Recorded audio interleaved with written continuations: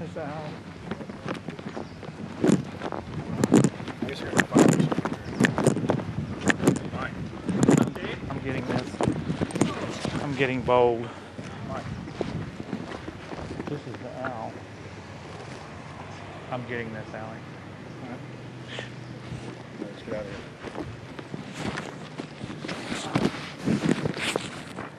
I like that. Here you can see the bottom of the stone owl with the altar and the eternal flame, a Aladdin lamp style urn that continually burns year around, we're told. And here's a side shot from about 30 yards away of Moloch, the Canaanite deity to which children were sacrificed to in Babylon. And yet another slowed down close shot. Again, the eternal flame burning, the altar, the bottom extremities of the 40-plus foot stone deity, and there is a shot of its head as well. Again, we've slowed down this video because we only actually had about 5 seconds of it on our hidden cameras, so you can have a chance to get a closer look at it. You will see it during the ceremony.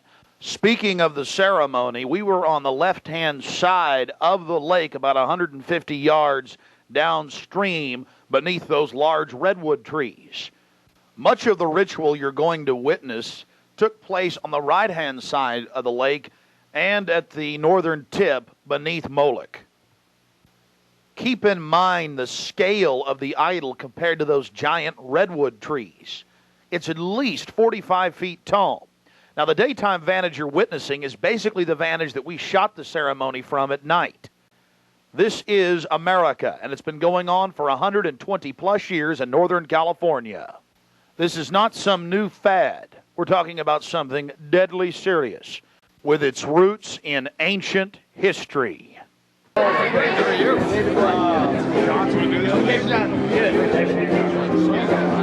Dave. Hi. Something during here. Wait till we do it. Well, yeah.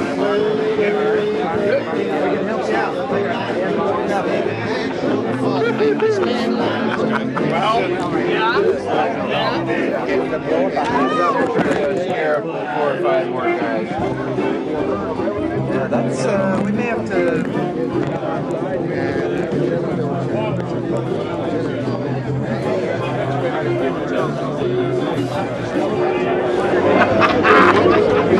Look at Alex, keep running. A thirsty man. Look out!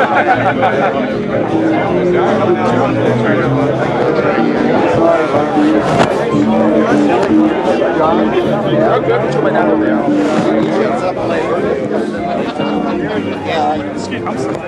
Quiet.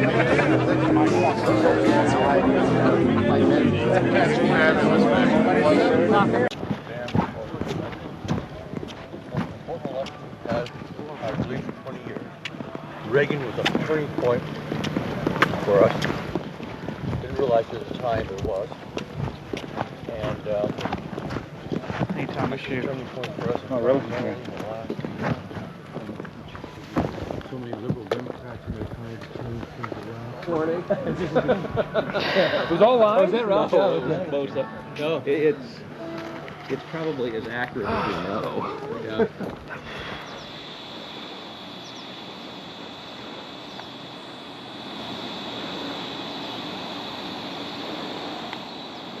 We had already been questioned 3 separate times by the Bohemian Club's security, Secret Service, and Sonoma County Sheriff's Department.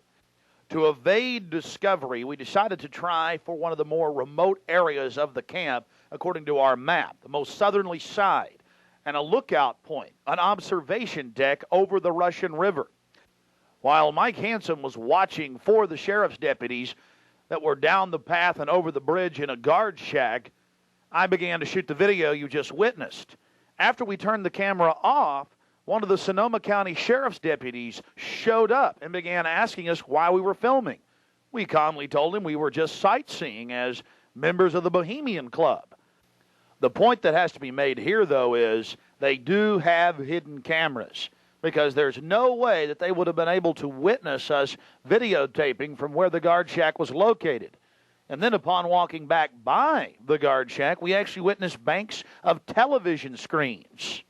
and wires leading up into the redwoods and disappearing. Also visible from the observation deck is the famous sunning area for the establishment lackeys and their pomps. Here you can see some of the fine carpeting out on the floaty. The long history of men enjoying themselves has even been written about in the gossip column of the San Francisco Chronicle, writing that a man on his own often gets invited back to the camp by gay bohemians. Even 100-year-old annals have admitted the homosexual activities. After escaping the sheriff's department, Mike and I traveled high into the hills to wait until dark and the beginning of the cremation of care ceremony.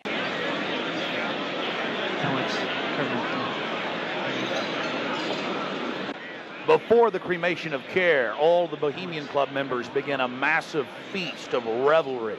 He's so pissed off at me.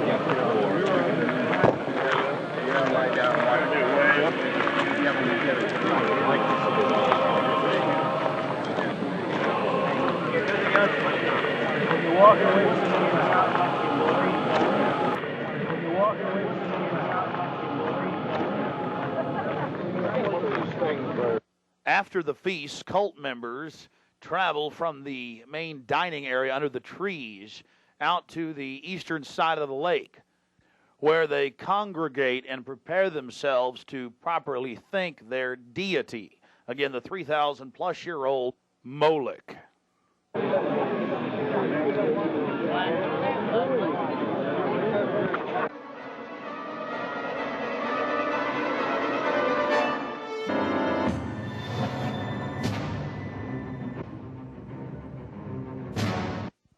The occult activities are coming up. And then after the actual ritual, we're going to give you some more of the history surrounding it. But first off, I wanted to draw your attention to the program that was given out to the spectators or the viewers. I guess an occultist would call them novices, who actually watched as the priest and their supporters engaged in this ancient rite. Now, you're looking at a little demon called PJ that was on the front of the actual program. It's kind of in a Hieronymus Bosch style. He's got a little broom and a dustpan, and he's sweeping something up. Now, even more shocking is the figure of a human body burning in the flames. In fact, I've shown it to people that are experts in anatomy, to actual doctors, and they say that the anatomical size is that of a baby or small child. Notice how large the cranium is in comparison to the torso, that is the ribs. Understand, ladies and gentlemen, this is from the program itself given out to the establishment lackeys witnessing these sinister activities. Remember, in Babylon and Tyre, they would throw their children into fiery pits. Look at the size of the hands compared to the rest of the body. Only children show these anatomical details. Now, of course, it's been airbrushed in, but it shows the psychology. Now, this is the only skull we actually caught on tape. We've blown it up for you over one of the major meeting houses. Of course, it's not a real skull. It was extremely oversized up on the signage. The point we're trying to make here is the entire compound was literally infested with symbols of death, skulls, owls. At long last, here it is, the cremation of care unveiled.